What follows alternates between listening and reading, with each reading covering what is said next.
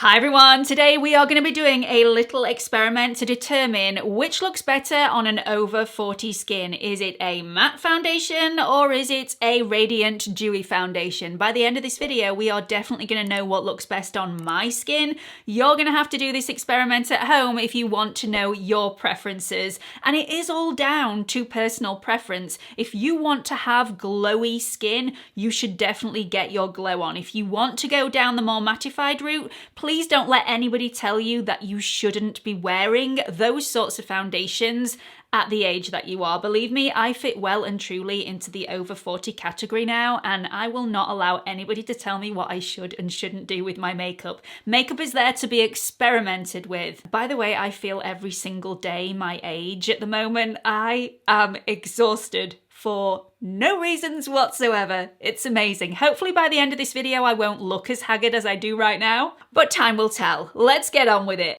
So we've all heard that sentiment that when you hit a certain age, you shouldn't be wearing a matte foundation anymore because matte foundations used to make the skin look really flat and lifeless. They can also magnify pores and texture and wrinkles and fine lines. They can also be quite thick and heavy and crusty looking as the day goes on, even though they last a tremendous amount of time on the skin, most of them anyway, they can be quite drying, whereas radiant dewy foundations can be really hydrating on the skin and bring out that inner glow, which can be very, very youthful looking. In some aspects, I agree with both of those things, but over the last 5 years, matte foundations have seriously improved their formulas. So if you find the right one for you, you'll find that they're no longer flat and lifeless. They can in fact be extremely flattering on the skin if you find one that's a natural matte. They're also no longer really heavy and cakey anymore. Application is obviously going to be key here. I always recommend that you apply matte foundations in very thin layers and only build up coverage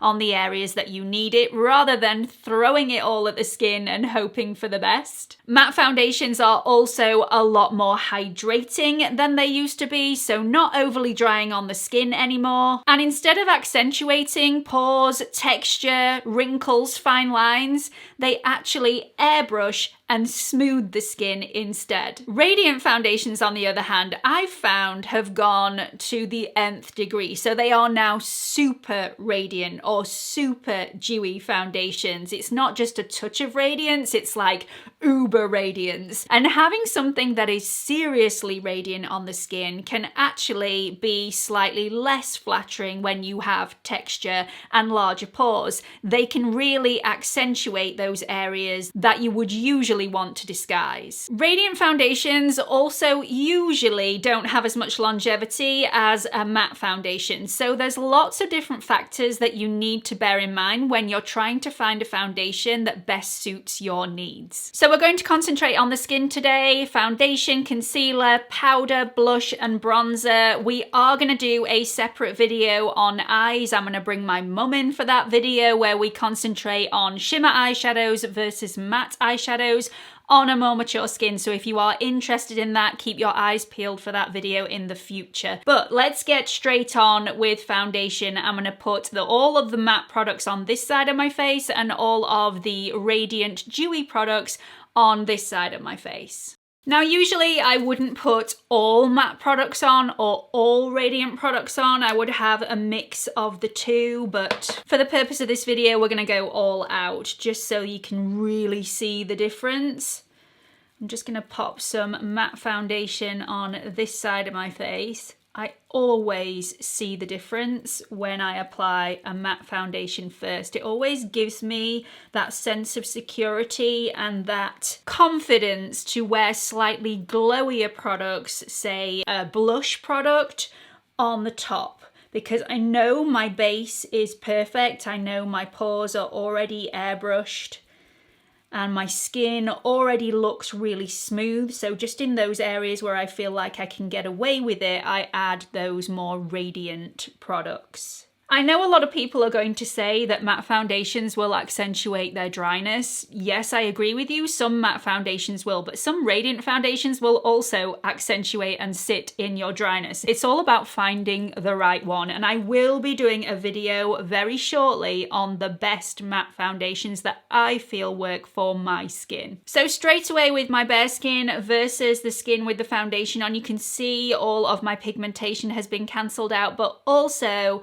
my skincare on this side of my face is creating a little bit of a shine, which emphasizes my pores and my texture, whereas on this side of my face, because it's mattified, it's just airbrushed and cancelled all that texture and those pores out. And it doesn't look heavy on my skin because I've applied it very sparingly. In fact, in all honesty, I could probably have applied it a little bit more sparingly than I have, but it definitely doesn't look heavy or cakey or crusty in any way. On the other side of my skin, I'm going to go in with a more radiant foundation and see how it compares. Now, a couple of years ago wouldn't have worn anything matte on my skin at all. It was all dewy, radiant foundations. I adored them, but recently they've just not been lasting on my skin. But as my skin alters slightly, I'm finding that it's not doing as much for me and it's not as flattering as it used to be. So let's see how it compares. Now, I know that both of these foundations are slightly different colors. They are different brands, so I couldn't get the exact shade. But as you can see on the radiant side, you can see all of my pores. You can see my texture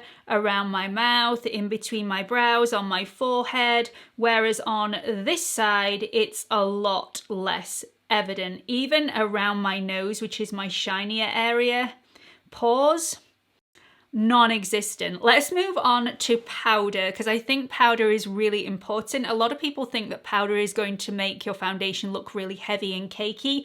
If you let your foundation dry down properly before you apply your powder, that shouldn't happen, regardless of whether you use a radiant or a matte foundation. So for foundation on the matte side, I've used my Clé de Peau matte, and on the radiant side, I've used my Charlotte Tilbury Beautiful Skin Foundation. For powder, I am going to be using my Nikkia Joy Cosmetics Flawless Powder. Is it called that? I have no idea. It's stunning, whatever it's called. Beautiful. I'm going to take it on a powder brush, knock off the excess because you need very, very little, and just dab it around my T-zone, which is the area that I need it. I don't really need it up my cheeks, but I do need a little bit on the tip of my chin. And that's it for powder on the matte side. For the radiant side, I am going to use my e.l.f. Halo Glow Powder and take the same brush and dust that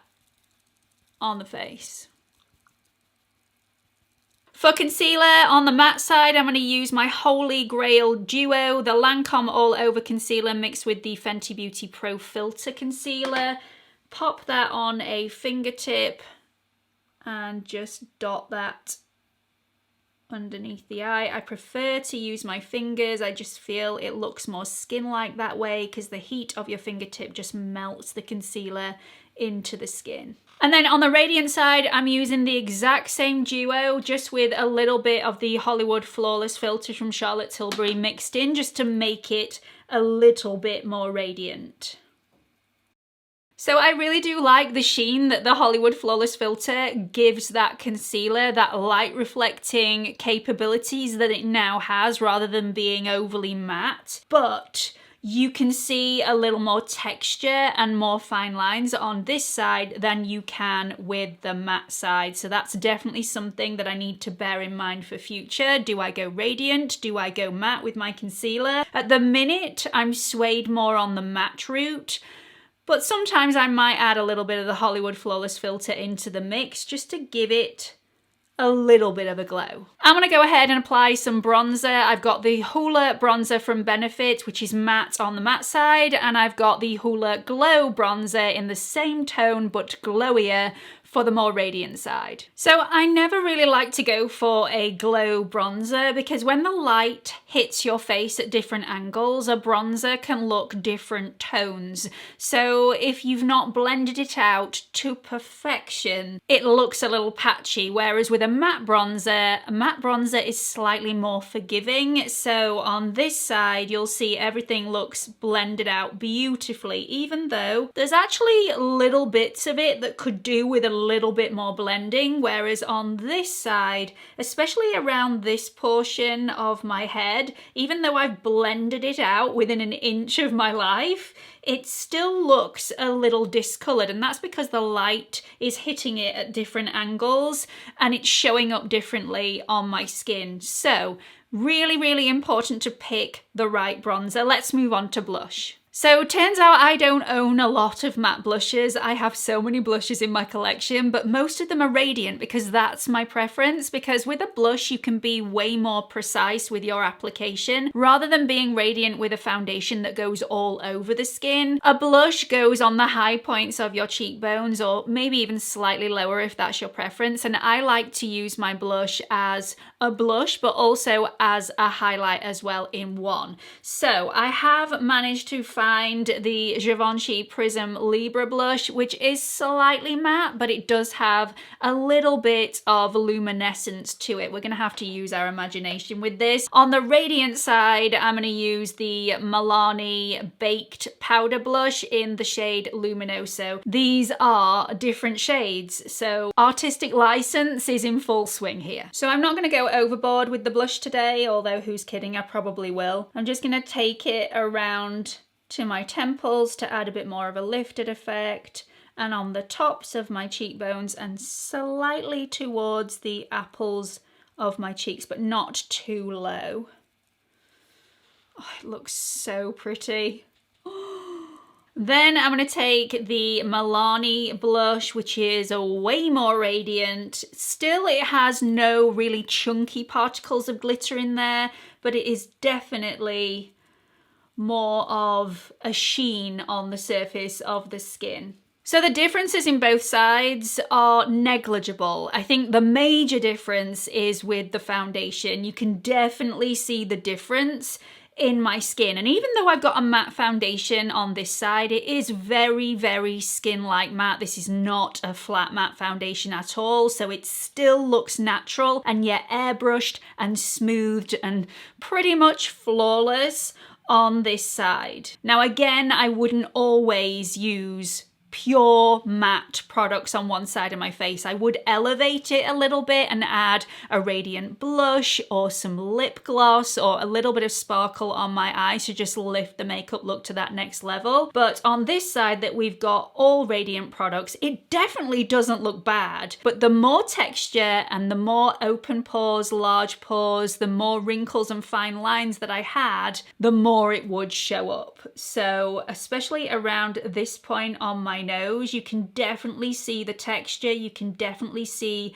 larger pores around here underneath my eyes. My fine lines are more evident underneath there, and on my forehead just above my brow you can definitely see more texture than on this side, which is far smoother and more airbrushed. I mean, I haven't done anything else to my skin, same skincare on underneath, just a completely different look. Neither are bad, and I am definitely not saying in this video that if you are a certain age you can't wear anything other than matte. That is not the case. If you want to go out and glow, that is exactly what you should do. But I really would recommend that you sit in front of the mirror and do this test and see which looks better on your skin and which one you're more comfortable with. So that's it for this video. I really hope you found it helpful. Do let me know which side you prefer on my skin, and then do the experiment at home and let me know which you prefer on your skin. Do you prefer a more radiant finish